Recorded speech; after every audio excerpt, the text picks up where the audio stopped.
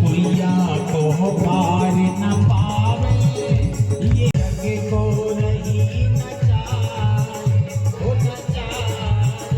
अरे माया जादू करनी है, वो सब जग को रहे न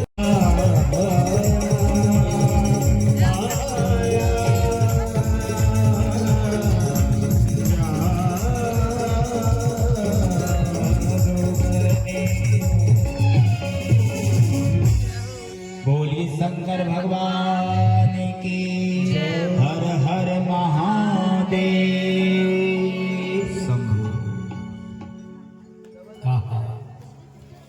भगवान ने नारद जी के इस रोग को ठीक करने के लिए एक ऑपरेशन थिएटर तैयार किया। क्यों? जो रोग दवाई से ठीक ना हो फिर ऑपरेशन किया जाता है, और भगवान ने माया का ऑपरेशन थिएटर बनाया। एक नगर बनाया और नगर में एक राजा को तैयार किया।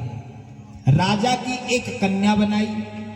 राजा का नाम था शील निधि और कन्या का नाम था विश्व मोहिनी। नारद जी अभिमान में भरकर उस माया के नगर में गए। 100 योजन 400 कोस का लंबा चौड़ा नगर भगवान ने माया से रच दिया। अब एक बात बताओ भाई, तुम तो साधु हो, नारद जी ने आलीशान नगर देखा तो नारद जी को क्या मतलब था? कैसा भी नगर हो, तुम तो महात्मा हो, चले जाओ। पर नारद जी ने सोचा थोड़ा देख ले, थोड़े में क्या बिगड़ता है। देखो, इंसान सोचता है कि इतने में क्या बिगड़ता है, और इतने में एक दिन सब बिगड़ जाता है। नारद जी ने सोचा थोड़ा देख ले, थोड़े में क्या बिगड़। यहाँ का जो राजा है वो अपनी बेटी विश्व मोहिनी का स्वयंवर कर रहा है। अब नारद जी ने जब ये सुन लिया था, हैं, तो तुम्हें क्या मतलब था? तुम तो महात्मा से निकल जाते। पर नारद जी ने सोचा थोड़ा देख ले, थोड़े में क्या बिगड़। देखने वालों, संभल कर बैठना जलवे मोहब्बत देखने वालों, और तमाशा खुद ना बन जाना तमाशा देखने वालों। हैं? श्री धाम वृंदावन में एक संत थे, नाम था कुम्मन दास जी महाराज। उनके चेलों ने कहा, बाबा फतेहपुर सीकरी का किला नजदीक है, चलो देखिए आए।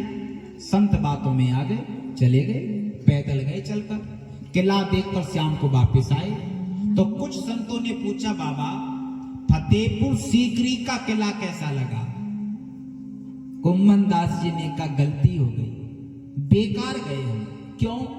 बोले संत को कहा सीकरी सो काम, संत को कहा सीकरी सो काम, और आबत जाबत पन्हिया टूटी, फिसर गयो हरि नाम।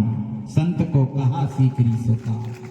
तो भाई तुम तो महात्मा थे, चले जाते, तुम्हें क्या मतलब था? पर नारद जी ने सोचा थोड़ा देख ले, थोड़े में क्या बिगड़ता है।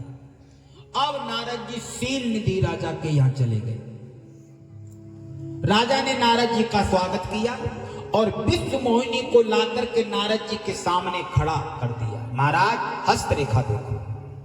अब नारद जी ने, भूलो कर्म कर जिंदगानी में, रहो दुनिया में तुम ऐसे, कमल रहता जो पानी में, कमल रहता जो पानी में। अब तो महाराज नारद के प्रस्थान कर गए। थोड़ी देर के बाद अचानक टेंट वेंट सब गायब, क्योंकि सब माया का ही तो जाल था। देखा तो वह कोई नहीं, केवल भगवान शंकर के 2 गण। नारद जी ने कहा, क्यों जी, तुम तो कह रहे थे तुम्हारे बराबर कोई सुंदर नहीं है। तो रुद्रगणों ने कहा, क्या झूठ कह रहे थे? सुंदर तो तुम अभी भी हो, और नहीं मानो तो शीशा देख लो। अब देखो, इन रुद्र गणों से कोई ये कहे कि ये सलाह तुम पहले नहीं दे सकते थे, शीशा देख लो, हैं? पहले भी तो कह सकते थे, पर ये दुनिया वाले सलाह तब देते हैं जब तुम किसी काम के नहीं रहते। पहले तक खूब आनंद लेंगे और फिर कहेंगे तुमको ऐसे नहीं, ऐसा करना चाहिए था।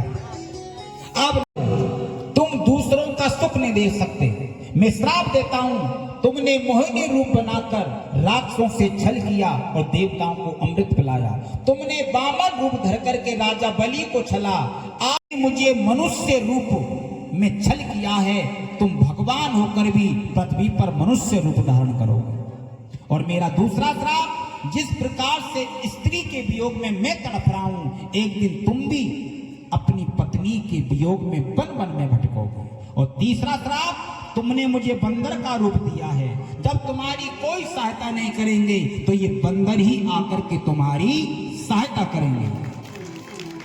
नारद जी ने अपने गुरुदेव की हाथ जोड़कर प्रार्थना की और ये मंत्र वहीं से नारद जी ने बनाया है। कौन सा?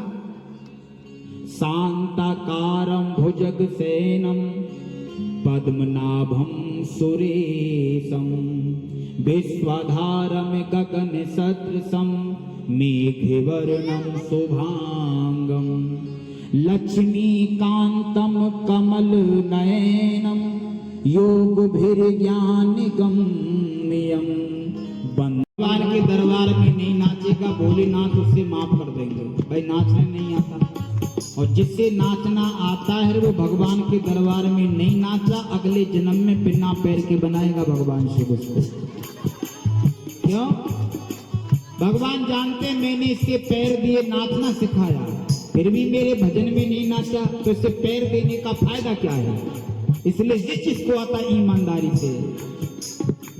श्वासा अमोल के प्रथा कमाए, श्वासा अमोल के प्रथा कमाए, नासिब का नाम जप पाए, जो नासिब का नाम जप पाए, जीवन न ऊंची को, जीवन न ऊंची को दोबारा मिलेगा।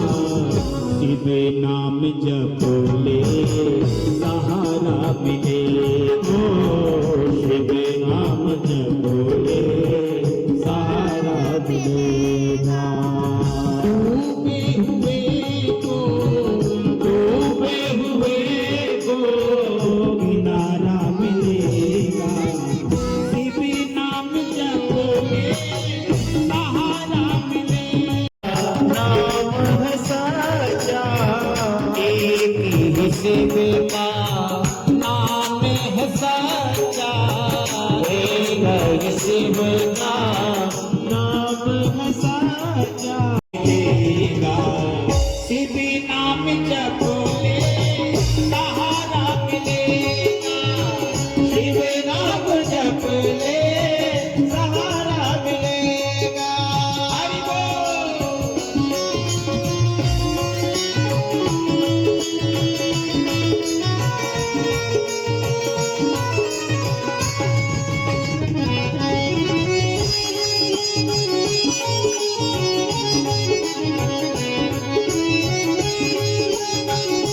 मना ले शिव गुण गाले, शिव को मना ले, शिव गुण गाले, शिव को मना ले, शिव गुण गाले, शिव को मना ले, शिव की कृपा से बिगड़ी बना ले, शिव की कृपा से अपनी बिगड़ी बना ले।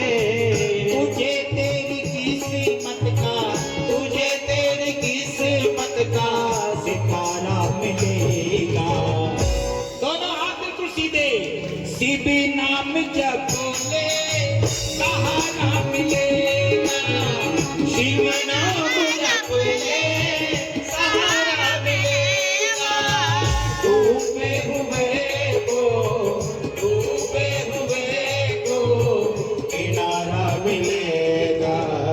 शिव नाम जप ले सहारा मिलेगा, शिव नाम जप ले। तो वही आज माँ शिव पुराण की कथा सुन के आई और वहाँ जाके बहुत अच्छा लगा। फोन तो मैंने दे के भेज दिया था, बिट्टू के पापा आ गए थे, नितर के पापा ड्यूटी से, और मैं प्रसाद लाई, देखो प्रसाद भी खा लिया। और नितर पापा तुम तो नहीं गए ना कथा सुनने? तो सुने ने तो दे दीजिए ज्ञान।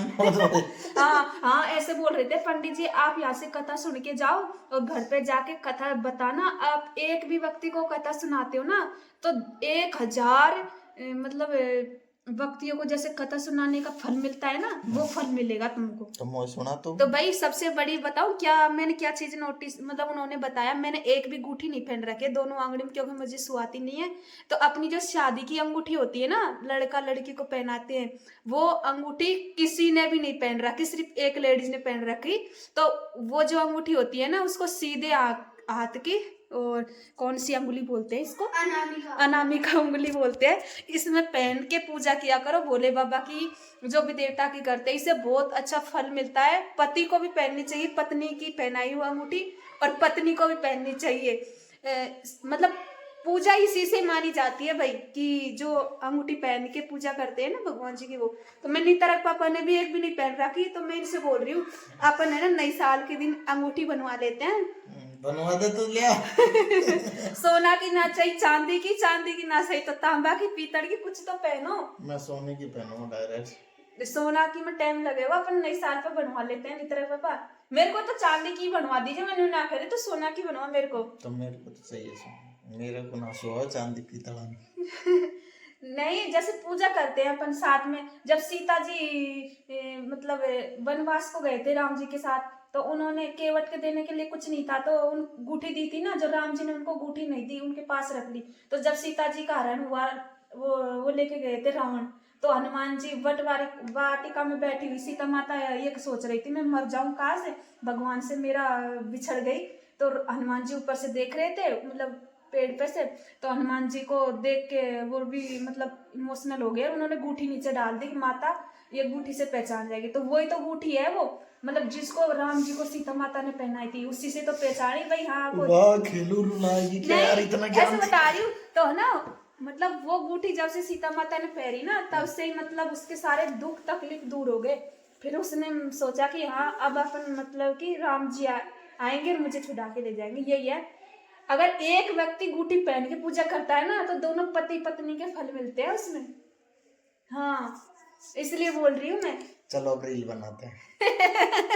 तो भाई है ना, ज्यादा ज्ञान तो मेरे पास है ना, और न मैं मतलब इतनी समझदार, लेकिन फिर भी यह बात आप भी नोटिस कर जो, कुछ आदमी ये सोचेंगे कि लेडीज का तो यही होता है, कहीं भी कुछ भी सुनने जाएंगी ना, तो घर पे आके ये बताएंगे भाई मैं ऐसे पूजा करूंगी, ऐसे पाठ करूंगी, लेकिन जो भी बताते हैं ना सही बताते हैं। तो आपको बता दूं मैं, आप लोग भी इस बात को सुन लेना, मेरे से तो ऐसी आती है टूटी फूटी बात बोलने, ठीक है। और अगर आज की वीडियो अच्छी लगी तो लाइक कमेंट शेयर करना, और फिर मिलते हैं जल्दी नेक्स्ट वीडियो में।